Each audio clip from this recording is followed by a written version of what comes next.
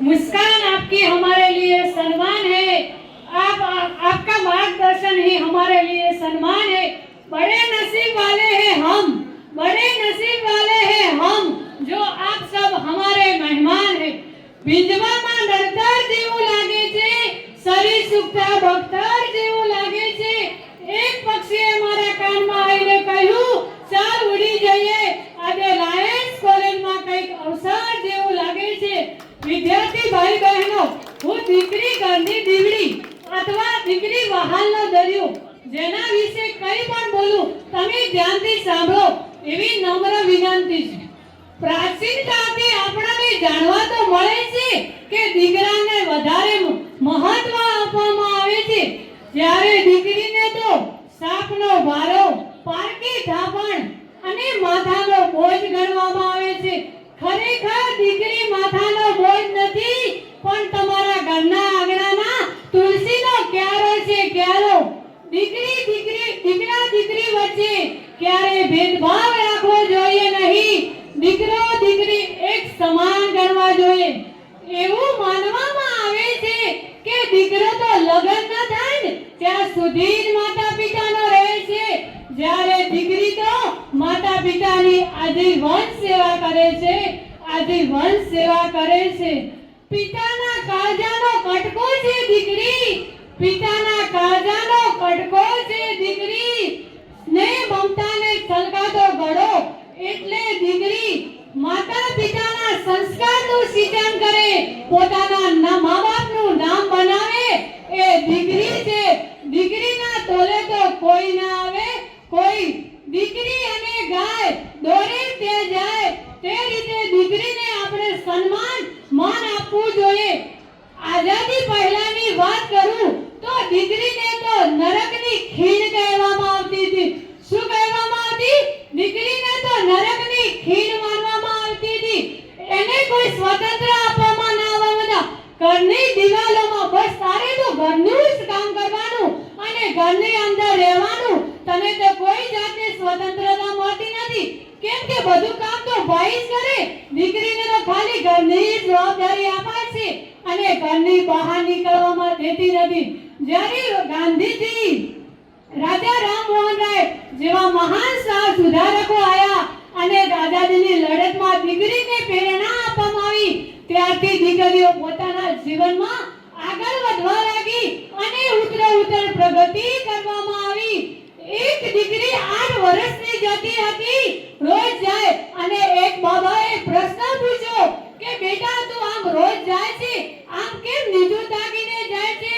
કે હે બાબા સાંભળો, ત્યારે એક દીકરી સરસ જવાબ આપે છે કે હું આજે નીચું જોઈને તાકું છું, તારે મારો ભાઈ, મારા પિતા અને મારી માતા ઊંચું તાકીને જઈ શકે છે। એટલે મિત્રો હું બહેન દીકરીને એટલી વિનંતી કરીશ કે જો કપડાને ડાઘ પડશે તો સાબુથી નીકળી જશે, પણ તો તમારા ઇજ્જતને ડાઘ પડશે તો ક્યારે નહીં નીકળી શકે। તમે અહીંયા કોલેજમાં આવો, સ્કૂલમાં જાઓ, પણ તમારા મા-બાપનું નામ રોશન કરો, તમારા મા-બાપના સંસ્કારનું સિંચન કરો અને કોઈને લાગવું જોઈએ કે આ મારી દીકરી છે અને મારા આપેલા સંસ્કાર છે, આ મારી દીકરી, એવું માતા પિતાની છાતી ફૂલવી જોઈએ અને માતા પિતાને તમારી દીકરી હોવાનો ગર્વ અનુભવવો જોઈએ। અને બધાને તો દીકરીનો જન્મ થાય એટલે અંધારા છવાઈ જાય છે અને દીકરો જન્મે એટલે પેડાવે છે, કહેશે દીકરો તો ઘરનો વારસ છે, દીકરો ઘરનો વારસ છે તો દીકરી ઘરની પારસ છે। દીકરો તો કાલ કમાતો થશે, દીકરી તો ખાલી ઘરનું કામ કરશે। હવેની તમે દીકરીઓ જુઓ, પોલીસમાં, વિમાન ચાલકમાં, ખુદના પેટ્રોલ પંપ, પોતાના દમ ઉપર લડી શકે છે। તમે દીકરીને દીકરા જેટલી આઝાદી તો અપાવી જુઓ, તમે દીકરા જેટલી આઝાદી તો અપાવી જુઓ। તમે એના માટે સંસ્કારનો બોજ ઉઠાવી લો, તમારી દીકરીને આગળ વધાવો, સ્ત્રી ભ્રૂણ હત્યા અટકાવો અને તમારી દીકરી આગળ વધે એવી પ્રેરણા આપો। તમે જો કોઈને દીકરીને આગળ વધતા જોશો તો તમે પણ તમારી દીકરીને આગળ વધાવી શકશો। એક પરિવારની વાત કરું, એને 5 પુત્ર અને 1 દીકરી હતી। એ બાપનું અવસાન થાય છે ત્યારે એક ગામનો વ્યક્તિ કહે છે કે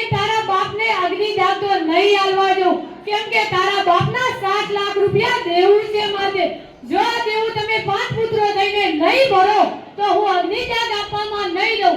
ત્યારે તેની દીકરી આવીને કહે છે કે હું તમારા સાસ છું, પણ જો 14 લાખ હશે તો પણ દેવું ભરી દઈશ, પણ મારા પિતાને અગ્નિ સંસ્કાર આપવા દો. ત્યારે તે ભાઈએ કહ્યું હતું કે બેટા, તારા પિતાએ કોઈ મારા માટે દેવું નતું લીધું, પણ મને 7 લાખ આપ્યા હતા કે મારા અગ્નિ સંસ્કાર વખતે મારા દીકરા કામ આવે છે કે મારી દીકરી કામ આવે છે. ત્યારે 7 લાખ દીકરીને આપવામાં આવે છે. વિદ્યાર્થી બહેનો, હું એટલું કહીશ કે તમારા મા-બાપનું નામ રોશન કરો, આગળ વધો, પ્રગતિ કરો અને વિકાસ કરો.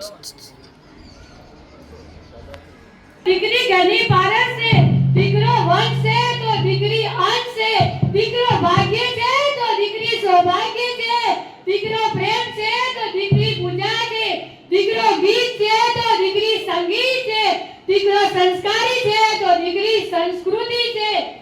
मरना है तो वतन के लिए मरो, इन बेवफा लोगों पे क्या लगा है. मरना है तो वतन के लिए मरो, इन बेवफा लोगों पे क्या बनना है. प्यार करना है तो देश से करो, इन बेवफा लोगों पे क्या रखा है. મારી વાણીને વિરામ આપતા કહું, જય હિન્દ, જય ભારત, અસ્તુ.